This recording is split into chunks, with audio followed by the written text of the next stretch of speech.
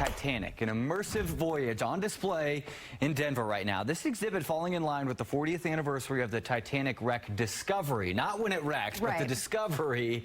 And we told you about this first last month. Yeah, I have so many people are so fascinated with us.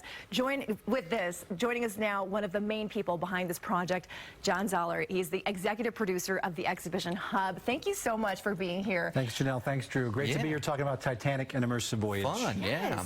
We've seen some video of this Immersive Voyage, and it's so real that you feel like the green screens in the back. Tell us what people can experience when they go to this. So Titanic and Immersive Voyage, it really does describe what it is, and it's the goal of the exhibit. I've been doing Titanic exhibits for 25 years. Wow. This has been my dream to bring this to life. Cool. So you experience the Titanic as though you're a passenger on board the ship. From the boarding, the exploring her glorious rooms, to that fateful night, April 14th, 1912. You go from the bridge to the crow's nest into the boiler rooms. Finally, you're in a lifeboat where you see the Titanic going down. It's an incredibly powerful experience we were talking about before we came on here. It's amazing. And Dan DeRue was out there, probably about a month ago. He was out there talking with you, John, and it was so fascinating to see. I remember there was one shot where you were looking down a hallway and you could see the water starting to fill up in the boat there. It was really amazing. And you brought some cool things that we want to show off here in a little bit. But tell us about, first of all, the Denver connection that a lot of people are focusing on. So Molly Brown, the unsinkable Molly Brown. Of course. She was... There's a house down the street. Yep. So she spent a lot of her life in Denver. Yep. And she was a socialite who had come up for new money. Her husband, J.J. Brown, had succeeded in the gold mining in Leadville. And she was on Titanic, first-class passenger. Wow. She was heroic. She kept the people in her lifeboat calm. She kept everybody warm. And she started a charity as soon as she got onto the Carpathia, the rescue ship, that ballooned and created lots of opportunities for those less fortunate than her. She went on throughout the rest of her life with this new title, The Unsinkable Molly Brown, to advocate her rights, her champion, her interests for women's rights, those less fortunate. Even contributed to building the cathedral here in Denver, and the Molly Brown House is right down the street. We have a great connection with them. There's an entire display in our exhibit featuring just Molly Brown. I mean, the Titanic sank what year?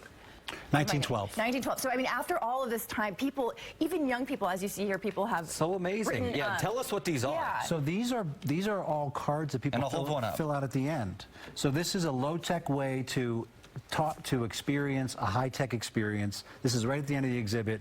People can fill out their own Marconigram. So you have kids drawing pictures of the Titanic. You have people celebrating whether they lived or died because they become a passenger on board the ship. This one says, I lived. You have I made it. The one Drew was just holding up, this heartfelt note from someone who's obsessed with Titanic. I've never experienced a ship like this in my life before. You have another love letter that's being written by somebody who's embodied a passenger on board the ship. It's just amazing the emotional response that this exhibit has connected with people. Well, because, I mean, it's over 100 years that's passed. I mean, and this, a young generation so fascinated to even, experience this. Why do you think the fascination is still there? Well, Titanic is the Greek tragedy of our modern era. And with the Greek tragedy, there's dozens and hundreds of stories. There's also incredible moral lessons.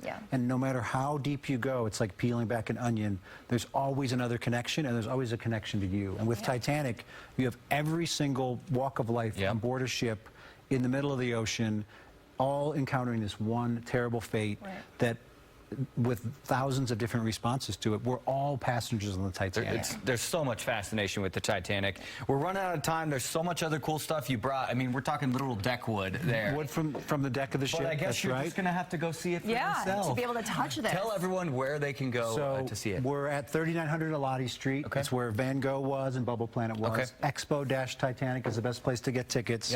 We're open every day except for Tuesdays. It's been an incredible outpouring. Awesome. And we're here all summer.